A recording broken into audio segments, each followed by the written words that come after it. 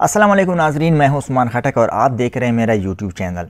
नाजरीन, शेख दानिश और ख़दीजा फैसलाबाद का केस, उसके हवाले से अब तक की जो भी अपडेट्स हैं, जो नई अपडेट्स हैं, जो नई पेशरफ्त हुई हैं, उस पर बात करेंगे। जो भी वाक़या था वो सारे वाक़े से तो आप वाकिफ़ ही हैं, लेकिन अब तक की जो नई अपडेट्स हैं वो मैं आपके साथ शेयर करूँगा। अब तक की दो नई अपडेट्स आई हैं और इस केस में जो डेवलपमेंट हुई है वो ये है कि एक नई वीडियो जो ख़दीजा की है, वैसे ये वीडियो थोड़ी पुरानी है, मतलब कि पहले ये चल भी चुकी है शायद, लेकिन उससे पहले उस वीडियो का कोई मकसद नज़र नहीं आ रहा था, कोई उसकी समझ नहीं आ रही थी कि इस वीडियो का क्या मकसद है, ये वीडियो क्यों आई है। दूसरी जो चीज़ है वो ये है शेख दानिश के हवाले से कि शेख दानिश का जो मौक़िफ़ है, उसके जो ख़ानदान का मौक़िफ़ है या जो शेख दानिश के वकील ने जो बयानात दिए हैं उस हवाले से है। कभी भी अगर हम किसी तस्वीर के एक रुख को देखते हैं तो हमें पूरी स्टोरी, पूरी कहानी समझ नहीं आती, इसलिए तस्वीर के दोनों रुख को देखना लाजमी होता है, दोनों फ़रीक़ैन के मौक़िफ़ को देखना लाजमी होता है, तब आपको जाके पूरी कहानी की समझ आ जाती है कि कौन गलती पे है और कौन सही है। अब तक की जो नई अपडेट्स हैं उसके मुताबिक जो शेख दानिश के वकील ने कहा है और अब तक जो दूसरा फरीक कह रहा है, जो उनके बयानात हैं वो भी यकीनन हैरानकुन बातें कर रहे हैं, हैरानकुन बयानात दे रहे हैं। उसके हवाले से महम के बारे में जो पहले कहा जा रहा था कि वो इसकी बीवी है, लेकिन जो इसका ख़ानदान कह रहा है कि महम जो है वो शेख दानिश के बच्चों की आया है, लेकिन सहाफ़ी हज़रात जो हैं वो कहते हैं कि नहीं, इन्होंने निकाह भी किया है और डिक्लेयर भी किया है। पुलिस ने माहम के रिमांड के लिए 14 दिन की इस्तदा की थी कोर्ट से, लेकिन कोर्ट ने एक बार फिर 2 दिन के लिए माहम को जेल भेज दिया है। 2 दिन के बाद इसकी दोबारा पेशी होगी, इससे मज़ीद इन्वेस्टिगेशन होगी, जो भी उसकी अपडेट्स होंगी उस पर आगे बात करते रहेंगे। लेकिन ख़दीजा के हवाले से अगर बात करें, ख़दीजा ने जो पहले वीडियो रिकॉर्ड कराई थी जो कि सोशल मीडिया पे आई भी थी, उस वीडियो का पहले मकसद नहीं समझ आ रहा था और उसकी वजह क्या थी, उसने वीडियो क्यों रिकॉर्ड कराई थी, उसकी वजह भी सामने आ गई। उससे जो अगली जो अपडेट्स है मैं आगे मज़ीद भी इस पर बात करूँगा, और इसकी जो वीडियो है वो भी आपको दिखाऊँगा। पुलिस ने कानूनी मामलत के लिए एक लीगल कमेटी भी बना दी है। डिस्ट्रिक्ट पब्लिक प्रोसिक्यूटर ने इसकी नोटिफिकेशन जारी कर दी है और जनरल प्रोसिक्यूटर पंजाब को इसकी सिफारिशात भी भेज दी हैं। ये 3 रुकनी कमेटी है जिसमें जो 3 नाम हैं वो है, एक है डिप्टी प्रोसिक्यूटर फ़रूक एहसान और रियाज सनपाल और आसिफ साहब इस कमेटी में शामिल हैं। ये 3 रुकनी कमेटी होगी जो इसको मज़ीद इन्वेस्टिगेट करेगी। जो शेख दानिश है उसके ख़ानदान का मौक़िफ़ क्या है, वो क्या कहते हैं। अब तक तो हमारे पास सिर्फ एक ही मौक़िफ़ था ख़दीजा का, जो भी इंफॉर्मेशन थी उसी के हवाले से थी कि उसके ऊपर जुल्म किया गया है, यकीनन जुल्म है, उसने जो भी किया है अभी उस पर बात करेंगे, लेकिन ये वाकई एक जुल्म है किसी ख़तून के साथ और फिर उसकी वीडियो बना के उसको वायरल करना। पहले हम बात करते हैं शेख दानिश और ख़दीजा के ताल्लुक़ की। कहा जा रहा है कि ख़दीजा का जो शेख दानिश के साथ ताल्लुक़ है वो पुराना है, वो 2019 का है। ख़दीजा के एक करीबी रिश्तेदार के थ्रू शेख दानिश के साथ रब्ता होता है और ये रब्ता फिर दोस्ती में बदल जाता है और इसी दोस्ती की वजह से शेख दानिश अपनी बीवी को तलाक भी दे देता है। जो इसकी बेटी है आना, यानी आना की जो वालदा है, वो अभी अपने माँ के घर यानी पिंडी या इस्लामाबाद में उनका कहीं घर है और वो यहाँ पे रहते हैं। तो शेख दानिश ने इसी लड़की की वजह से अपनी पहले बीवी को तलाक दी थी। ख़ानदान के मुताबिक जो माहम है, यानी इसकी जो पॉलिटिकल सेक्रेटरी है, जो ये कहता है, लेकिन उसके ख़ानदान वाले भी यही कहते हैं कि वो इसके बच्चों की आया है, यानी कि वो उसके बच्चों के लिए उनके घर में रहती है और उसके बच्चों की केयर करती है।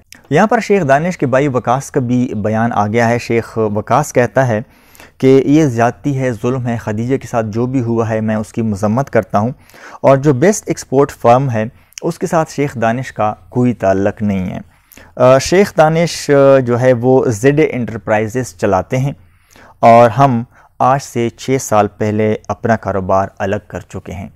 तो वो ये कह रहे हैं कि बेस्ट एक्सपोर्ट जो है वो मेरी मलकियत है, शेख दानिश की मलकियत ज़ेड एंटरप्राइजेस है। ये जो सारा वाक़या हुआ था, इस वाक़े से 2 दिन पहले क्या हुआ था उस हवाले से ख़दीजा की एक वीडियो आई है, वो आप देखें, फिर उसके बाद उसी पे बात करते हैं। मुझे पता है से सोशल मीडिया पे एक वीडियो वायरल हो रही है। हमने इनसे कोई सलाह नहीं की, ये वीडियो बहुत पुरानी है। ये जब इनके बारे में कोई सोशल मीडिया कैंपेन चलाई गई थी, ये तब की वीडियो जो मुझसे आना ने बनवाई थी और मुझे तब बिल्कुल नहीं पता था कि मुझसे किस लिए बनवाई जा रही है। लेकिन मैं अपने मुकदमे और अपने स्टैंड पे स्टैंड कर रही हूँ और इंशाल्लाह ताला हम इन कल्प्रिट्स को पनिशमेंट देंगे। और मैं चाहती हूँ कि आप सब मुझे सपोर्ट करें। और ये सब कुछ, ये जो वीडियो बनी थी ये भी ब्लैकमेलिंग के लिए बनी थी। हमने इनसे कोई सुलह नहीं की, हम इस पूरे केस को कंटेस्ट करेंगे। जी, ये वीडियो आपने देखी। इस वीडियो में वो कह रही हैं कि मैं इस पूरे जो वाक़या है, जो पूरे अभी तक सारा कुछ सिलसिला चल रहा है, मैं मुकाबला करूंगी। और जो मेरी माफ़ी वाली वीडियो थी वो पुरानी वीडियो है। यहाँ पर वो बात खोलती नहीं है कि उसने माफ़ी क्यों मांगी थी, लेकिन लग ये रहा है कि इसने जो वीडियोस अपलोड की थी शेख दानिश की, जो वायरल की थी, तो उस बेस पे शायद उसने पिछली वाली वीडियो में माफ़ी मांगी थी। शेख दानिश के वकील के मुताबिक खदीजा का 2019 से शेख दानिश से दोस्ती है। इनके बीच के ताल्लुकात बहुत अच्छे थे, बहुत अच्छी दोस्ती थी और ये 2019 की बात है। उसके बाद खदीजा इसमें इंटरेस्टेड हुई और इसको शादी की ऑफ़र की, जबकि दानिश ने इनकार किया। लेकिन उसके बावजूद भी खदीजा इसको मजबूर करती रही शादी के लिए। इन मामलात पे जब घर में पता चला तो फिर घर में नाचाकी पैदा हुई, तो शेख दानिश ने अपनी बीवी को तलाक भी दी। ये तलाक चूँकि पुराना था, तो जो भी आपका कोई दोस्त पुराना हो तो ज़ाहिर है उसके कुछ राज भी आपके पास आ ही जाते हैं। तो जो खदीजा है उसके पास शायद शेख दानिश के कुछ वीडियोस थी जो कि खदीजा ने बाद में सोशल मीडिया पे भी अपलोड की। इस हवाले से शेख दानिश ने खदीजा के भाई से बात की। ये जो अभी भाई यूके वाला जो भाई है, जो अभी ये लोग कह रहे हैं कि वो घर में मौजूद था जब ये खदीजा को लेने गए थे, तो उसी भाई से शेख दानिश ने बात की थी, लेकिन बात शायद आगे ना बढ़ सकी। तो खदीजा को अगवा नहीं किया गया, बल्कि इसका भाई उसको दानिश के घर लेके गया। खदीजा की माँ भी इस मौके पर मौजूद थी। शेख दानिश या उसके वकील के मुताबिक घर की सीसीटीवी फुटेज देखी जा सकती है कि खदीजा का भाई और खदीजा की माँ इनके घर आए थे और वहाँ पर ये सारा मामला हुआ। और ये क्लियर वाज़े तौर पे उस फुटेज में इन सब लोगों को देखा जा सकता है कि ये लोग ख़ुद आए हैं, हमने इनको अगवा नहीं किया। ये जो सीसीटीवी फुटेज है ये अब पुलिस के पास है, पुलिस लेके गई है। तो अगर वो फुटेज देखी जाए तो उसमें सारी चीज़ें वाज़े हैं। उसके बाद बात आती है कि ये कहती है खदीजा के जो शेख दानिश की बेटी है आना, वो इसकी क्लास फ़ेलो है, जबकि वो इसकी क्लास फ़ेलो नहीं है। शेख आना अभी तक सिर्फ 14 साल की है। उसने ओ लेवल पास किया है और अब वो ए लेवल के लिए बाहर जाने की तैयारी कर रही है, जबकि खदीजा 27 साल की लड़की है। ये जो खदीजा के साथ जुल्म हुआ, जो भी हुआ, ये सारा रिएक्शन था खदीजा के वीडियोस के अपलोड होने के बदले में, कि उसने वीडियोस अपलोड की और इधर से दानिश ने उसका रिएक्शन इस तरह से दिया। फैसलाबाद के CCPO उमर सईद का कहना है कि उन्होंने ECL में शेख आना का नाम डालने के लिए FIA में उनका नाम दिया है ताकि वो बाहर ना जा सके और हम इन्वेस्टिगेशन पूरी करें।